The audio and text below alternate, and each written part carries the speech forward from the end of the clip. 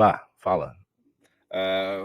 O último react que a gente tem aqui, ele já vai fazer um link com o nosso assunto principal da live, que é a escolha, né, do candidato à presidência pelo Partido Missão, que a gente tem aqui o Cristiano Beraldo, grande Cristiano Beraldo, e o Arthur Duval, o melhor debatedor do Brasil. Vai ser uma disputa de gigantes. Então vamos colocar aqui, professor. Esse vídeo é que eu gostei mais, achei mais engraçado esse vídeo aqui. Olha só como esse vídeo começa, professor. Opa, tem que colocar áudio, senão não vai dar para ouvir. Joga o som. Pera aí, vamos lá. O grupo conservador ligado à direita, que apoiou as investigações da Lava Jato em 2014 e defendeu o impeachment da então presidente Dilma Rousseff em 2000... Grupo conservador ligado à direita, tá, professor? Ok, é claramente um canal de esquerda, né? Dá pra perceber. 2016, se articula para lançar candidatos nas eleições gerais de 2026, inclusive a presidência da República. De acordo com coordenadores do Movimento Brasil Livre, já foram coletadas 809.357 fichas de apoio à criação do Partido Missão, número que ultrapassa as 547.042 exigidas pela Justiça Eleitoral. Do total já conseguido pelo MBL, 200.000 já teriam sido validadas, processo que o movimento espera concluir até outubro de 2025. Tipo, já teriam sido validadas, né, professor? É só... Eu falei na minha live, com 3 cliques você consegue entrar no site do TCE e conferir os eles estão apresentando a coisa daquela maneira condicional de quem não quer fazer a pesquisa. Tudo bem, tudo bem. O Brasil tem atualmente 29 partidos políticos registrados no Tribunal Superior Eleitoral. Destes, apenas 18 têm representação na Câmara dos Deputados. Em convenção realizada no fim de semana em São Paulo, o MBL anunciou que o Missão lançará a candidatura própria à presidência da República em 2026. Entre os possíveis candidatos estão o empresário e comentarista Cristiano Beraldo e o ex-deputado estadual Arthur Duval, como a mãe falei. Duval foi cassado pela Assembleia Legislativa de São Paulo em 2022 após a divulgação de falas machistas, xenófobas e sexistas sobre mulheres ucranianas durante viagem oficial ao país do leste europeu no início da Eles colocam os áudios, quer ver? guerra. Se você pegar a fila da melhor balada do Brasil, na melhor época do ano, não chega aos pés da fila dos refugiados aqui. Assim, eu tô mal, eu tô triste, assim, porque é inacreditável. E detalhe, hein, mano, detalhe. Elas olham, cara, elas olham e eu vou te dizer. Dá uma pausa. O que eu acho mais engraçado, assim, desses áudios, quanto mais eu ouço esses áudios, mais eu vejo que eles são uns áudios bosta que não tem nada demais. O cara só tá dizendo que a mulher é gostosa. Nossa, absolutamente só isso. Eu nem peguei ninguém, ele fala ainda, né? Ele não pegou ninguém, ele tava lá, não pegou ninguém, estava numa situação difícil. Mas tinha um monte de mulher gata, ele diz que as mulheres são gatas e as da balada de São Paulo não são gatas.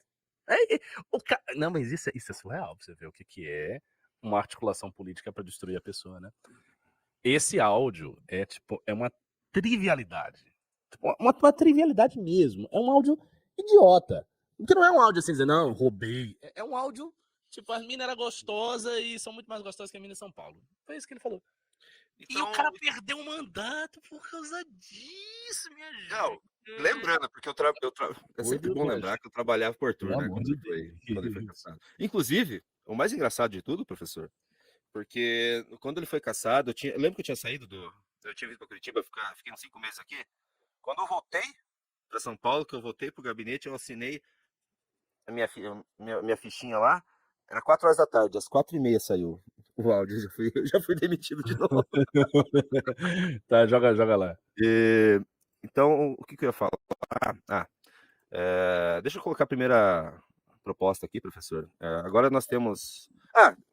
esqueci, eu ia falar do vídeo agora. O áudio vai ser usado, assim, exaustivamente agora. Agora em diante vai ser usado exaustivamente contra o Arthur Duval, ainda mais se o nome dele começar a pegar atração. E se ele se tornasse candidato também, esse áudio ia ser voltar 1 milhão de vezes. E eu acredito que a gente, assim, uma atenção com o público. Quanto mais esse áudio aparecer agora, melhor, inclusive. Até cansar e todo mundo já saber. Porque muita gente, professor... Eu acho que não. Mas é que se ele virar candidato, professor, se ele virar realmente candidato, eles vão usar na campanha. Tem que usar antes da campanha. Sim, para cansar o efeito. Cansar o efeito. Nesse aspecto eu concordo, mas eu acho que o áudio é problemático. Não porque em si seja relevante, como eu falei, o áudio é uma idiotice, não tem nada a ver. É um áudio idiota, não é nem idiota, na realidade um áudio de um cara comentando mulher gostosa. É um áudio, tipo, banal. Mas o público feminino fica incomodado, porque as mulheres não gostam de ouvir coisas que os homens falam entre si. Entendeu? Ainda mais que mulheres de outro país são mais bonitas, né? Não, eu acho que essa é a pior parte do áudio. Assim, vocês meninas que estão aí no chat, que são poucas, assim, os caras falam coisas desse tipo. É raro encontrar um cara muito cavalheiresco que não faça comentários meio escrotos sobre mina. É muito incomum. Na real, é muito incomum. Mas quando tem. Eu raramente faço, falando muito sério. Mas é difícil achar. Geralmente os comentários são esses, cara. As pessoas comentam. Então é uma coisa meio que trivial, entendeu? Tipo. Mas as mulheres podem ficar incomodadas, pode gerar alguma coisa e tentar, enfim, criar um factoide. Pra mim, é uma grande idiotice. Desde quando saiu, na época, eu falei uma grande bobagem. Eu falei no news que eu estava, eu disse, pô, vocês estão nessa agonia por causa desses áudios? Essa é a bosta aí que tá rolando? E a galera ficou contra mim, eu lembro disso. A militância do MBL, na época, teve uma postura muito feia.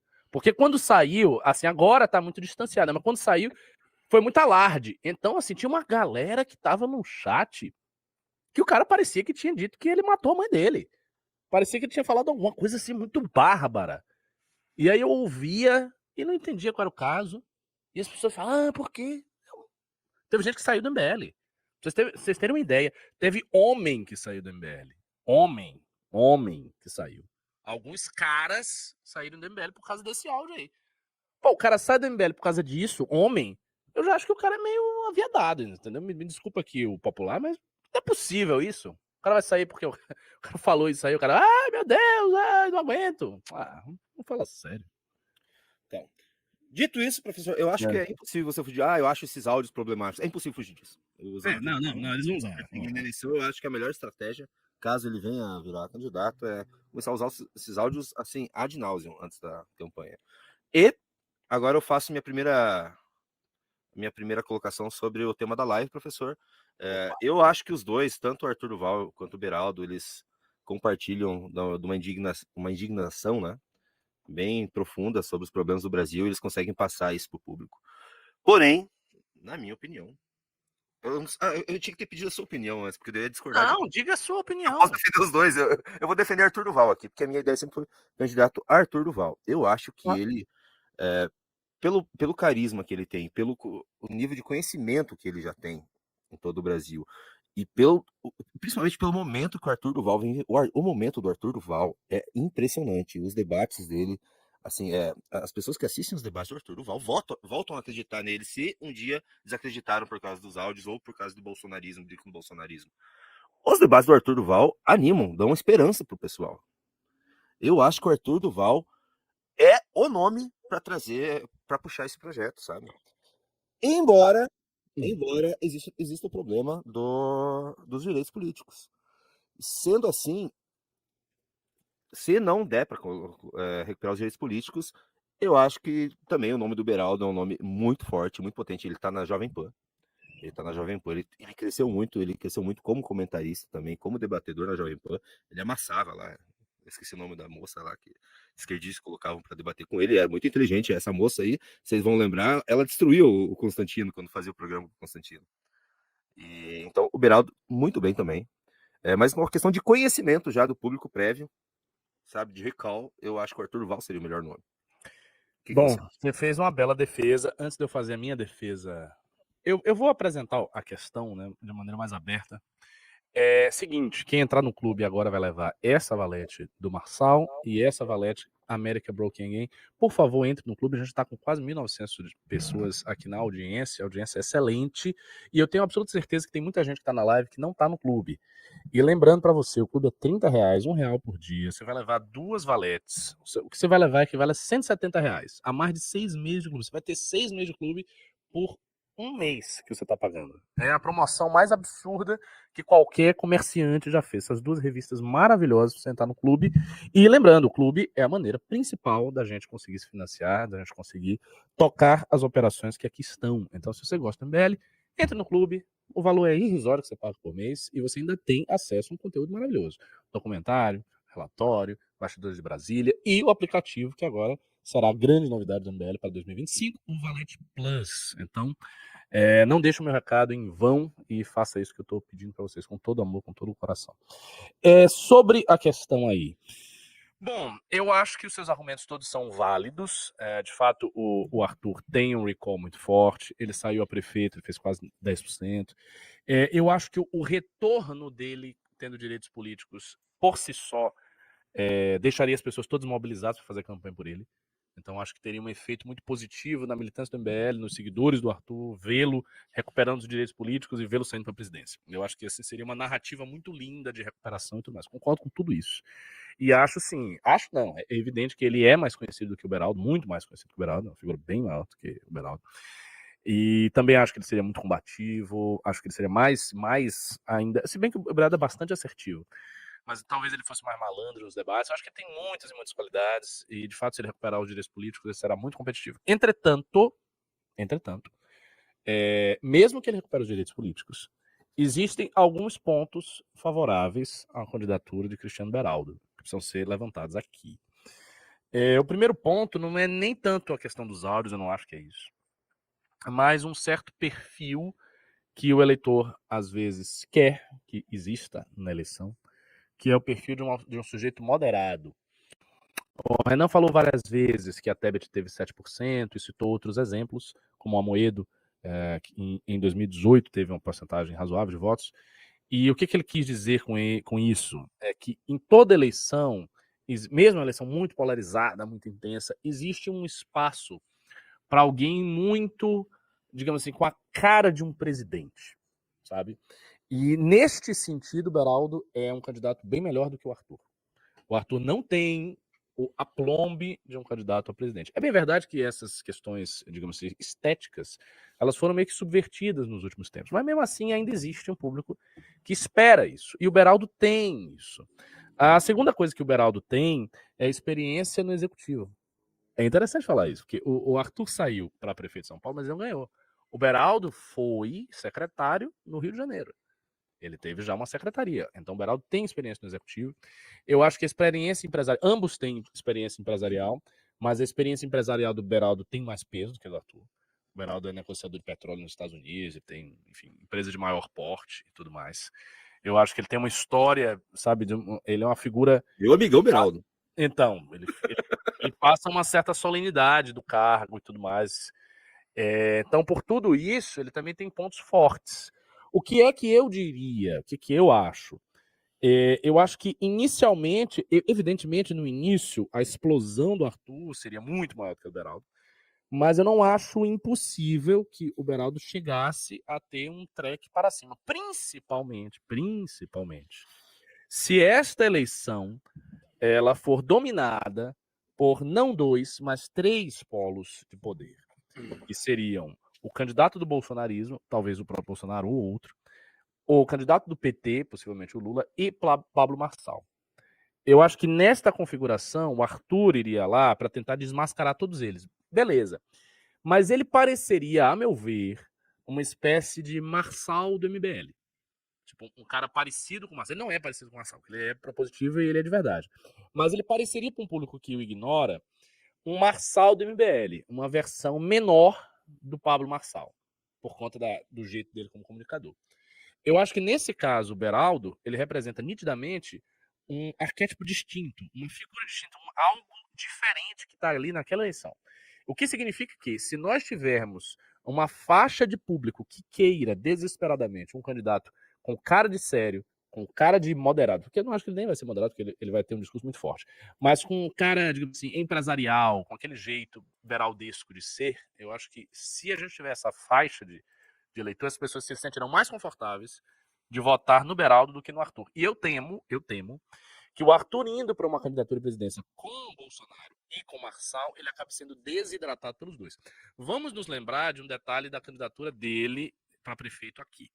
Ele disputou a prefeitura de São Paulo contra um candidato bolsonarista, mas que não era de fato um candidato bolsonarista. Ele estava na prefeitura de São Paulo, mais ou menos fazendo analogia, como o Marçal esteve agora. Era um pouco parecido com isso. Por quê? Porque você tinha um candidato do Bolsonaro, que não era um cara de direita, de fato, era um russomano, uma figura assim, sem graça, né, que não era capaz de entusiasmar as pessoas, mais ou menos como foi o Ricardo Nunes, e ele chegou lá e ele assumiu a camisa de eu sou a direita. Né? E esse assumir a camisa fez com que ele tivesse muito voto, inclusive de bolsonaristas. De pessoas que, de forma dispersa, votaram no cara porque não se identificavam com o russomano. No caso de uma candidatura à presidência em que você tenha o Bolsonaro e que você tenha o Marçal, não gera isso.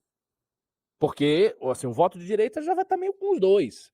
Então, existe algum risco do Arthur ir para uma candidatura dessa e ser desidratado. Não é impossível que isso aconteça, por uma questão de perfil. Ao passo que o Beraldo, ele ocupa um nicho eleitoral que figuras como o Tebet ocupariam, que figuras como Amoedo ocupariam. Um nicho de um certo tipo de eleitor que olha para o Arthur e não quer votar.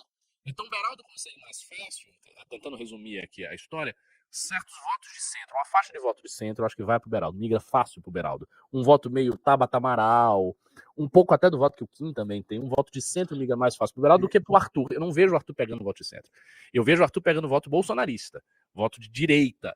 Só que se a direita estiver representada por duas figuras, talvez desidrate essa transferência. E aí, nesse caso, o Beraldo pode ser uma opção interessante. Embora a explosão inicial do Beraldo certamente será menor do que a do Arthur, porque ele é uma figura pública menor e ele não vai ter aquela história de eu perdi os direitos políticos, agora eu voltei, que é uma história muito midiática. É isso que eu acho. Eu concordo, professor. Foi uma análise bem boa, né? Bem completa. Confesso que o senhor me mexeu agora com o meu... Pois é. Tem que se a gente lançasse Arthur Duval, presidente Beraldo vice no começo, já que o start dele é maior, lá na frente o Arthur, não vou deixar o Beraldo. Pô, deixa o Beraldo. Não sei, eu acho que fica um pouco confuso. Era brincadeira. Fica um pouco eu imaginei o seguinte também, professor. Em um primeiro momento eu também imaginei se Marçal fosse dar problema. Eu não acho que o Marçal já vai ser o mesmo problema que foi nessa eleição. Eu acho que o Marçal vai estar bem menor, bem pequeno, não vai ter o mesmo apelo. E eu imaginei que o Arthur Duval poderia ser uma pessoa para enfrentar ele, mas o Beraldo, eu fiquei imaginando uma pergunta que fosse Beraldo e nossa, o Beraldo ia cagar. Eu acho que sim, porque Nossa, o Beraldo o Beraldo é muito... O Beraldo não gosta assertivo. O Beraldo não gosta de pilantra, né? E ele é assertivo, ele. Não é que o sangue do Beraldo. Não é que o Beraldo não é agressivo. Ele tem, na realidade, bastante agressividade no discurso dele. O discurso dele é forte, pra caramba. Sempre que ele enfrentou o cara armado lá na Paulista? Você tá armado, meu irmão? Armado, com aquele sotaque carioca. Não, e assim, os cortes dele que viralizam na Jovem Pan são agressivos. O discurso, ele não tem um discurso soft. O que ele tem é uma imagem de um cara, sabe, do centro. A imagem dele realmente é estética. Outra coisa que eu queria falar é, se o Arthur recupera os direitos, também tem um detalhe. Dificilmente nessa eleição a gente vai ganhar para a presidência. Dificilmente. A não ser que aconteça realmente alguma coisa assim, quase que miraculosa, enfim. Mas é muito difícil de ganhar. Então, o que a gente deve fazer? A gente deve fazer uma votação tal para alimentar os candidatos a federal. O Beraldo, o Arthur, como candidato a federal, se ele não sai para a presidência, é um candidato muito poderoso, que leva muito voto. E a gente vai precisar de muito voto. A gente vai precisar de um caminhão de votos na chapa de federal aqui em São Paulo. Então, um caminho alternativo é imaginar a seguinte trinca de candidatos a federal aqui em São Paulo: Arthur, Kim e Guto. Eu acho que Arthur, Kim e Guto leva os três, faz 3 cadeiras. Talvez faça uma quarta. Que aí eu acho que pode ser o Renato. Aí vocês vão dizer, mas por que não a Amanda? Essa é uma pergunta que podem fazer. Porque eu acho que você pode pensar no seguinte arranjo: jogar a Amanda para estadual, que eu acho que ela vai explodir de voto, que ela vai ter uma dobra tripla, né, com 3 caras muito populares, mais a popularidade dela vai fazer uma síntese gigante. Faz uma chapa encorpada de estadual e faz 1 ou 2 estaduais, para não perder o estadual. Né? Eu acho que esse é um arranjo muito interessante. Tirando, estou falando aqui, concentrando aqui em São Paulo, esse é um arranjo muito interessante. O arranjo Guto, Kim, Amanda federal e chapa estadual, sei lá, Ítalo, alguma figura regional na chapa estadual, é um arranjo mais delicado, bem mais delicado, eu acho. Porque aí eu acho que aí a gente tem chance de 2 federal, talvez 3, não mais. E não sei quanto a gente tem chance de estadual. Começa a ser um arranjo mais delicado. Evidentemente, novamente vamos levar em consideração, se o presidente explode muito, todas essas contas conservadoras que eu estou fazendo, elas desaparecem. Porque haverá a transferência de voto do presidente para os demais candidatos, inclusive para a chapa de São Paulo.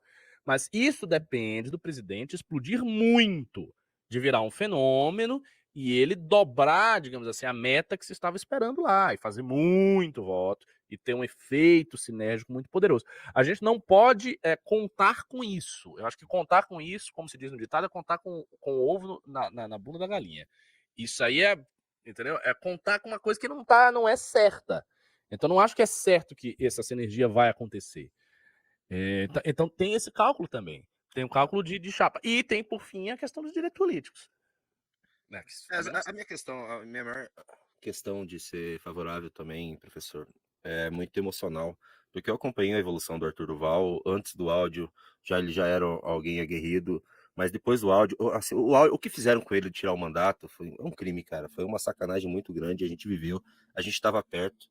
Então, ele dar essa volta por cima e recuperar os direitos políticos e ser eleito de novo é uma coisa que eu tenho, sabe? Cara, precisa acontecer. Precisa acontecer, assim, para consertar um erro histórico aí que a direita fez com o Arthur. E pra gente ter um poderoso ativo, né? Assim, o Arthur precisa voltar pro jogo, pô. A gente vai chegar em 2026, vamos lembrar, eleição mais difícil da história do MBL. Porra, a gente tem que ter... Nós temos que ter tudo que der. Até se você, Joanito, for o caso, você sai como candidato no Paraná. Eu tô falando de brincadeira, não. Eu tô real. Veja, entenda bem, a gente vai precisar montar chapas inteiras em vários lugares.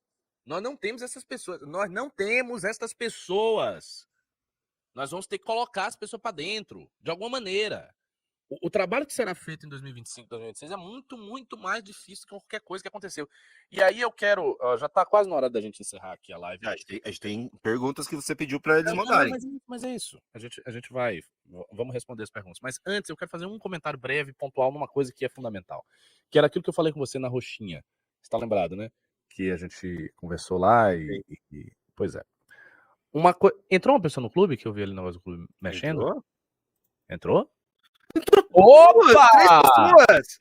Meu Deus! Que live maravilhosa! Pô, galera, vocês deixam esse ex-operador muito feliz. Eu gosto. Muito obrigado. Peço até uma música aí no Fantástico que eu toco aqui no violino. Podem pedir alguma música aí, se for uma música razoável. Bela audiência, bastante botar uma like. partitura aí na minha frente. Então, mais uma coisa assim, fundamental para lembrar. O MBL mudou de porte. Mudou de porte. Os desafios que nós tínhamos até então eram desafios que podiam ser compreendidos da seguinte maneira. A gente tinha que ter alguns candidatos eleitos para criar gabinete, colocar as pessoas. Nós tínhamos que ter algum orçamento, um orçamento que ultrapassasse algumas centenas de milhares para poder ter equipe, comprar coisa e fazer estúdios, essas coisas que a gente faz. A gente tinha que ter organização interna e a gente tinha que ter alguns candidatos fora de São Paulo para conseguir começar a projetar a nossa força fora de São Paulo. Porque a nossa condição até então era até uma condição tanto quanto ridícula, Júnior. Porque nós temos um movimento que é um movimento nacional, que fala essencialmente de questões nacionais, que fala isso há anos, mas que tinha representantes eleitos só em São Paulo. Então assim, como assim? Esse movimento nacional que só tem gente em São Paulo, isso é tipo, para com isso. A gente tinha fora, só que sempre saíam, né? Mas é isso, mas não é uma proximidade. Exatamente. Eram pessoas. Né? Exatamente. Eram pessoas que a gente dizia que tinha, mas na realidade não tinha. Eram pessoas que estavam ali utilizando a nossa estrutura e depois se mandavam. Beleza, é do jogo. É do jogo. As pessoas não tinham fidelidade. O que a gente conseguiu é projetar poder para fora com pessoas que têm fidelidade, que têm vínculo. Esses desafios, espectadores do MBL, eles são desafios relativamente pequenos e simples. A partir de agora, desses 10 anos, que para mim esse congresso ele é o congresso 1.0, é o congresso da próxima fase. Os desafios são outros. Nós estamos, aqui eu vou fazer a mesma analogia que eu fiz ontem falando com o Júnior na live dele da Twitch. Nós estamos nos aproximando da Grand Line. Sabe o One Piece? Está lá com o barco e o Luffy, ele quer se tornar o maior de todos os piratas? Que é a nossa pretensão. Nós queremos nos tornar os grandes piratas da política brasileira. Os maiorais, nós queremos atingir a presidência e transformar o Brasil. O que é mais que atingir a presidência? O PT está governando pela 5ª vez o país, mas não transformou tanto assim. A gente quer governar e transformar o Brasil. Nós queremos ser grandiosos. Nós queremos ser, no fundo, maiores do que Getúlio Vargas. Para a gente chegar na Grand Line, para obter o tesouro do Gold Roger, imagina que o Gold Roger seja o Getúlio Vargas, que é um cara que praticamente fez a institucionalidade brasileira. Para pegar o tesouro do Gold Roger, a gente precisa ir na Grand Line. Na Grand Line é o lugar onde tem os piratas mais escabrosos. Os caras que estão matando todo mundo. que vai uma esquadra de 5.000 piratas, né, 5.000 marinheiros, e a esquadra é destroçada. Essa é a Grand Line. É um lugar cavernoso, porque os desafios são duros. Os nossos desafios são muito pequenos. Quem que tá na Grand Line? Tá na Grand Line o Valdemar da Costa Neto, o Kassab, o Lula. Essa galera tá lá na Grand Line há muito tempo. A galera que manda na política do Brasil. Então tá lá, já não chegou lá. Tá longe. Agora nós estamos chegando, ó, nós estamos fazendo a curva para enfrentar os primeiros inimigos mais poderosos.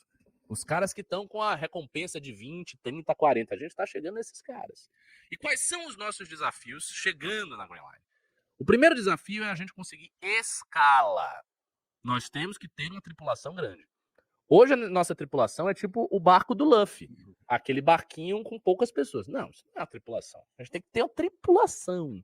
O que significa que a gente tem que ter 500, 600 quadros espalhados em vários lugares do Brasil para fazer chapas. Isso é uma tripulação de verdade. Segundo, nós temos que ter no partido dinheiro. Dinheiro mesmo. Milhões e milhões e milhões. Grana de verdade. Tesouro de pirata. Para comprar as coisas, para fazer o comércio local, para fazer a coisa acontecer, para comprar armas, a espada mais poderosa. Tal.